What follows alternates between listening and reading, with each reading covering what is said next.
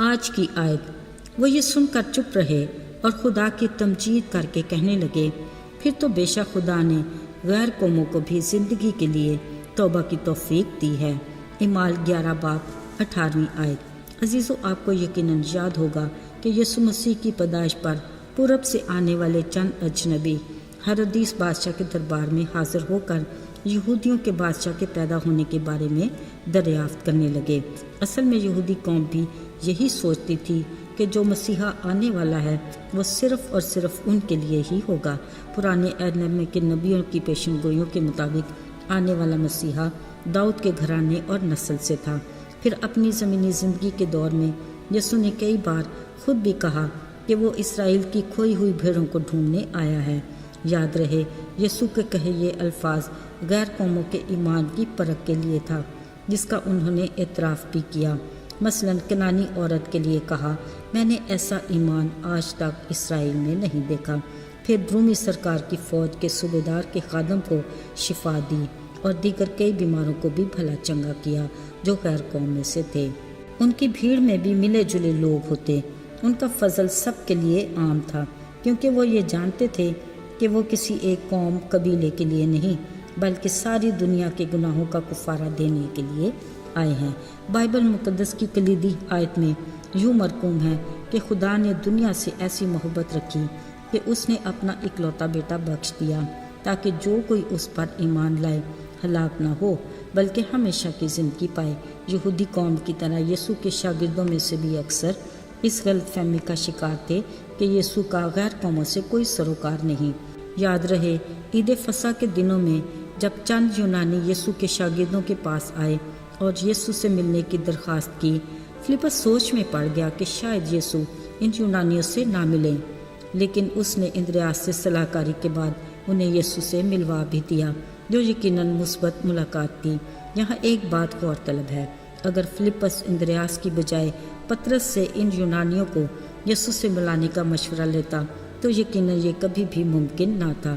اگرچہ یسوع نے پطرس کو ابتدائی کلیسیا بنانے کے لیے چن لیا تھا، مگر اس کی یسوع کے بارے میں یہ غلط فہمی یسوع کے صعود فرمانے کے بعد بھی برقرار رہی۔ جب روح القدس کا نزول ہوا تو یسوع کے شاگردوں نے بشمول پطرس اپنی خدمت کا آغاز کیا۔ تب بھی پطرس اسی کشمکش میں تھا کہ یسوع کا غیر قوموں سے کوئی سروکار نہیں۔ اب تو پطرس ایک دلیر گواہ بھی بن چکا تھا، جس کی وجہ سے کئی لوگ ایمان لا کر کلیسیا میں شامل بھی ہوتے، وہ معجزے بھی کرتا۔ ابھی کچھ دن پہلے اس نے طبیطا نامی ایک عورت کو یسوع کے نام سے زندہ بھی کیا تھا۔ ان دنوں وہ یافا میں شمعون نام دباغ کے ہاں ٹھہرا ہوا تھا۔ ایک دن پطرس دوپہر کے وقت کوٹھے پر دعا کرنے کو گیا۔ اصل میں اسے بھوک لگی تھی، مگر کھانا ابھی تیار نہیں تھا۔ اس پر بے خودی سی چھا گئی۔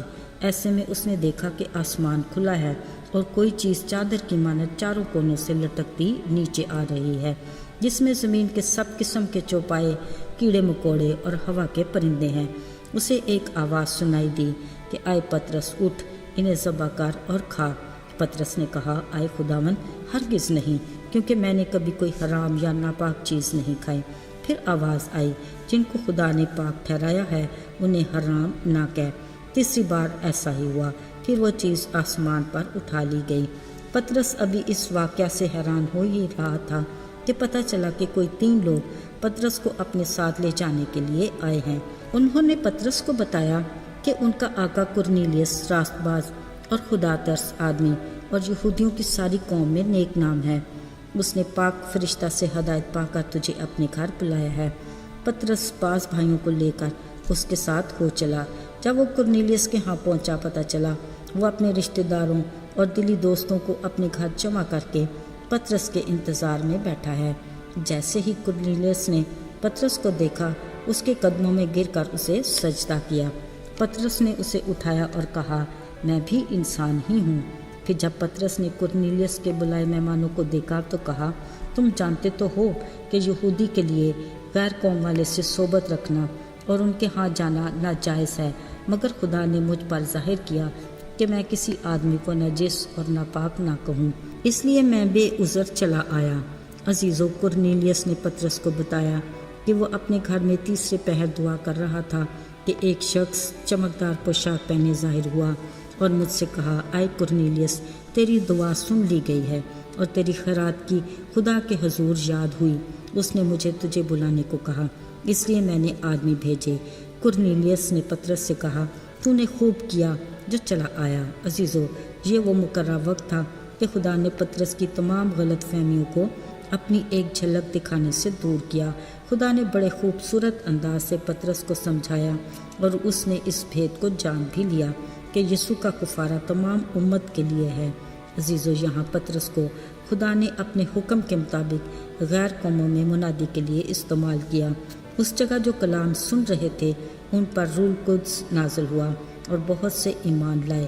تب وہاں جتنے ایماندار تھے حیران ہوئے کہ غیر قوموں میں بھی خدا کی بخشش جاری ہے۔ انہوں نے خدا کے کلام کو قبول کیا اور بپتسمہ لے کر ایمانداروں کی جماعت میں شامل ہوئے۔ ان حالات میں وہ سب تمجید کرنے لگے کہ بے شک خدا نے غیر قوموں کو بھی زندگی کے لیے توبہ کی توفیق دی ہے۔ عزیزو، اس میں ہم سب بھی شامل ہیں۔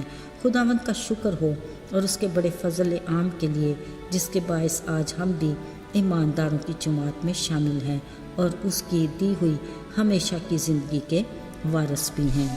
آئیے دعا کریں۔